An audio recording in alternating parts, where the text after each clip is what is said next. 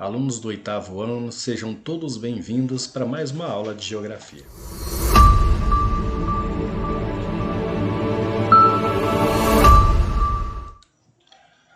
Bom, no dia de hoje nós vamos falar um pouquinho sobre as relações entre os países e as principais organizações mundiais. E para isso, a gente vai recorrer ao livro de vocês. No livro de vocês, exatamente na página 15, do livro didático, vem esse título aqui: As relações entre os países e as principais organizações multilaterais. Lembrando que nós estamos estudando o capítulo que fala da geopolítica, né? E o que é a geopolítica que nós tratamos na nossa aula anterior? Seria aquela ciência, né, que estuda meios, estratégias de dominar, de administrar o seu território. E para isso, logicamente, vem as comercializações, as transações, as relações entre países, né? E exatamente sobre isso, olha, as relações entre os países são regulamentadas por tratados e acordos, que podem ser bilaterais ou multilaterais. O que seria um acordo bilateral? A palavra bi quer dizer dois. Então significa que um acordo bilateral, uma relação bilateral, seria entre dois países. Não mais nem menos, né? Menos nem tem como, né? Mas não mais. Apenas dois países seria relações bilaterais. Quando esses dois países, por alguma relação, pode ser de comércio, de imigração, de segurança internacional, ou outro fator qualquer, né? Um bloco regional, que se for entre dois países, é relação bilateral. Já se nós falarmos de relação multilateral, a palavra multi quer dizer vários. Então, as relações multilaterais envolvem 3 ou mais países, 3 ou mais estados, nações. Geralmente, acordos multilaterais se caracteriza pela obrigatoriedade da adesão às regras de todos os participantes. É o caso quando surge um bloco econômico e todos os participantes precisam seguir as normas daquele bloco. Com o fim da Segunda Guerra Mundial, os países vencedores do conflito estabeleceram alguns valores considerados fundamentais para garantir a ordem internacional. Entre eles, a manutenção da paz, e aí a gente vai falar da criação da ONU, a proteção do meio ambiente, os respeitos que a gente precisa ter com o meio ambiente e com o ser humano, né? Então, são valores que foram criados para que essas organizações mantessem relações multilaterais.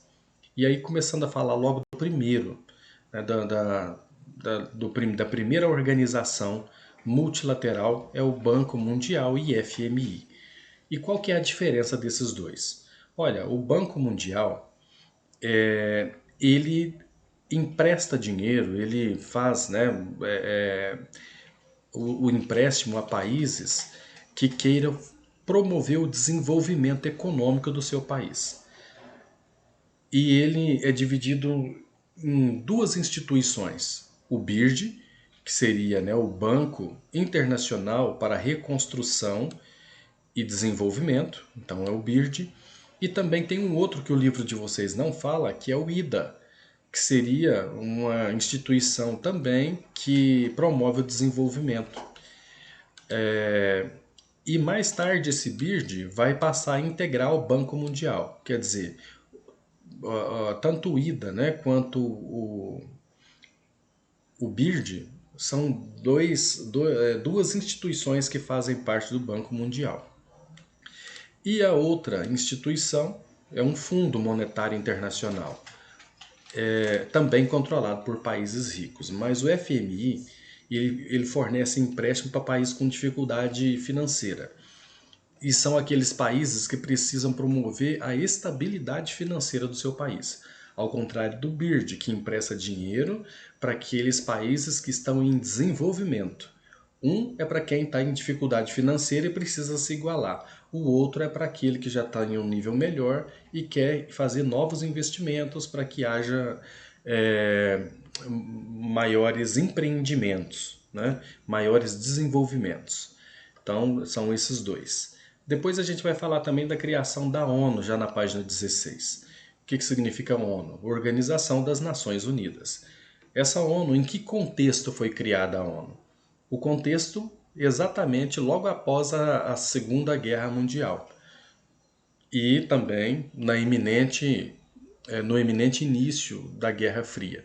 Então, o contexto mundial era um contexto de muita tensão no mundo inteiro, porque o mundo estava saindo, né, da Segunda Guerra Mundial, já existia a possibilidade de iniciar uma Guerra Fria que poderia culminar numa Terceira Guerra Mundial, e com medo dessa Terceira Guerra Mundial eclodir, né, os Estados Unidos tentou encabeçar a criação de uma organização que pudesse promover a paz mundial. Mas já havia tido essa tentativa anteriormente com a Liga das Nações, que não tinha dado certo. Mas agora, os Estados Unidos sendo um país fora desse eixo da guerra, os Estados Unidos sendo um país fora da Europa, ele conseguiu com êxito fazer, promover e encabeçar a criação dessa Organização das Nações Unidas, que tem por objetivo promover a paz mundial. Só que a ONU, ela não é só uma organização única. Dentro da ONU nós temos vários órgãos, nós temos muitos programas, várias agências, e aí na página 16 ele até cita algumas. Por exemplo, vamos colocar aqui, do lado de cá está o órgão e do lado de cá está a função. Eu vou citar só alguns dos mais importantes. A FAO, que é a Organização das Nações Unidas para a Alimentação e Agricultura, então atua no combate à fome, à pobreza, no desenvolvimento agrícola, na garantia de alimento para todo o planeta. Isso é a FAO. A Unesco, né, que atua nas questões de educação, preservação do patrimônio histórico e cultural da humanidade. Por exemplo, a cidade de Ouro Preto, ela é reconhecida, né, pela Unesco como patrimônio histórico da humanidade. Então, a Unesco é esse órgão que vai poder avaliar para saber que cidades, que monumentos que pode ser considerado e que tem que ser preservado por ser patrimônio histórico da humanidade ou cultural.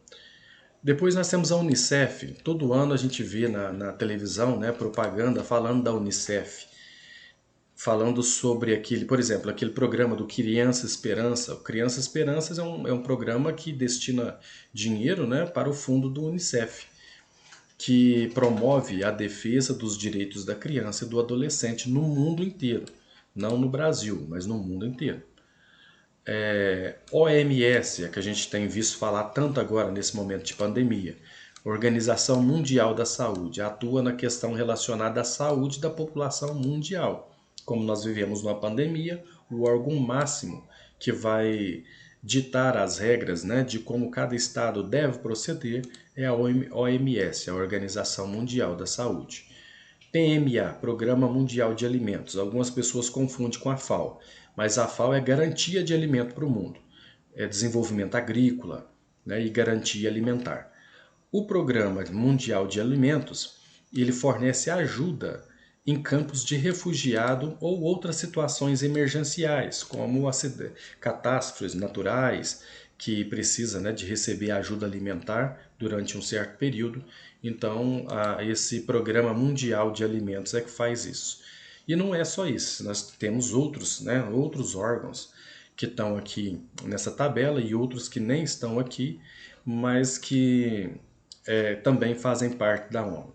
Muitos projetos que fazem parte da ONU também.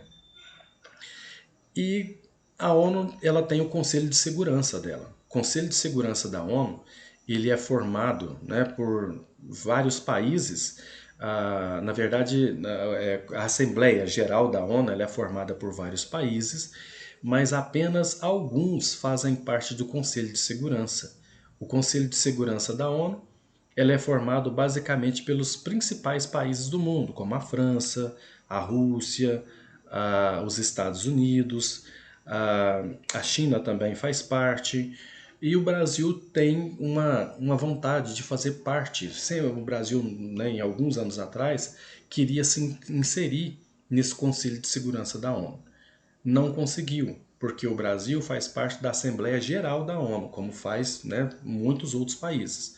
Mas o Conselho de Segurança da ONU, ele se restringe a poucos países. Alguns que são permanentes e outros que são flutuantes, que eles vão sendo nomeados, né, ao longo do tempo. Então, alguns podem mudar, mas tem 5 que não mudam, que permanecem sempre os mesmos, que são esses países mais ricos, como eu tinha falado.